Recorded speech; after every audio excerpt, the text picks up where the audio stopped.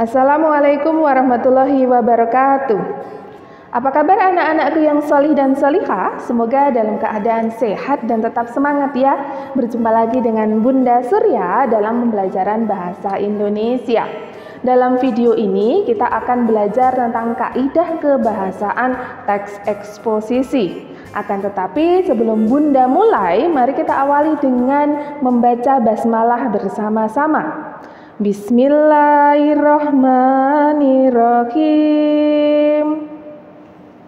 Anak-anakku yang solih dan solihah, kompetensi dasar pembelajaran pada video ini adalah poin 3.6, yaitu mengidentifikasi struktur, unsur kebahasaan, dan aspek lisan dalam teks eksposisi artikel ilmiah populer yang meliputi lingkungan hidup, kondisi sosial, dan atau keragaman budaya yang diperdengarkan atau dibaca. Akan tetapi dalam video ini Bunda akan spesial membahas kaidah kebahasaannya saja.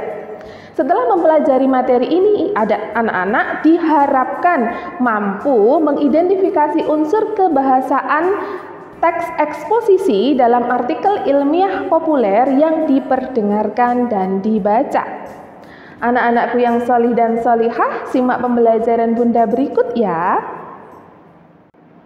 Kaidah kebahasaan teks eksposisi. Kaidah kebahasaan teks eksposisi meliputi 5 hal. Yang pertama, kata teknis. Yang kedua, konjungsi kausalitas. Yang ketiga, kata kerja mental. Yang keempat, kata perujukan. Dan yang kelima adalah kata persuasif. Bunda akan jelaskan satu persatu. Yang pertama, kata teknis. Teks eksposisi menggunakan kata-kata teknis atau peristilahan yang berkenaan dengan topik yang dibahas.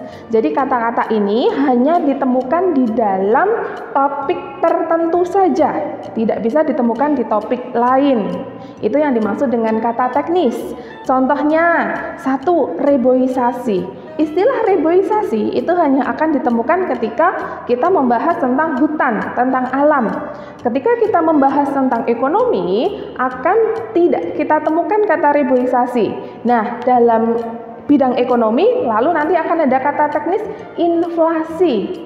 Nah, kata inflasi ini juga salah satu contoh kata teknis. Ketika di dalam ilmu kehutanan mungkin kita tidak akan menemukan kata inflasi. Kemudian ada kata irigasi, kata anestesi, anestesi yang ada di kesehatan. Kemudian ada apa lagi ya? Banyak kata-kata yang memang khusus di dalam bidang tertentu. Kemudian yang kedua, konjungsi kausalitas. Konjungsi kausalitas adalah konjungsi yang menyatakan sebab akibat.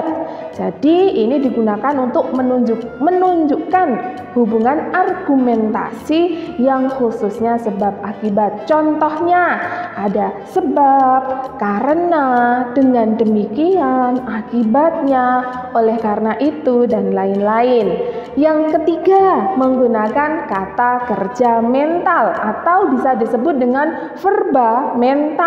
Kata kerja mental ini adalah kata kerja yang terkait dengan kegiatan dari hasil pemikiran. Ini ya, yang khusus di teks eksposisi, verba mentalnya berkaitan dengan hasil pemikiran.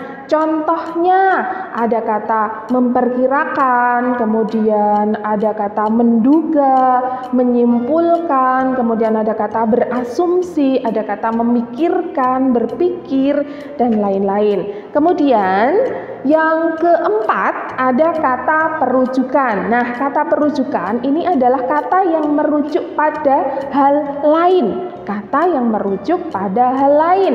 Misalnya, berdasarkan pada bla bla bla gitu ya. Nah, berdasarkan pada ini namanya kata perujukan. Contoh lain ada merujuk pada pendapat. Nah, ini juga kata perujukan. Kemudian yang kelima, yang terakhir adalah menggunakan kata persuasif. Kata persuasif itu adalah kata yang bertujuan mengajak. Jadi bisa kita sebut persuasif itu kata singkatnya adalah ajakan. Contohnya menggunakan kata hendaklah, sebaiknya, diharapkan, harus, dan lain-lain. Nah, itu adalah 5 kaidah kebahasaan dari teks eksposisi. Anak-anakku yang solih dan solihah, demikian pembelajaran kita pada hari ini. Dalam video ini tadi, kita sudah belajar tentang kaidah kebahasaan teks eksposisi.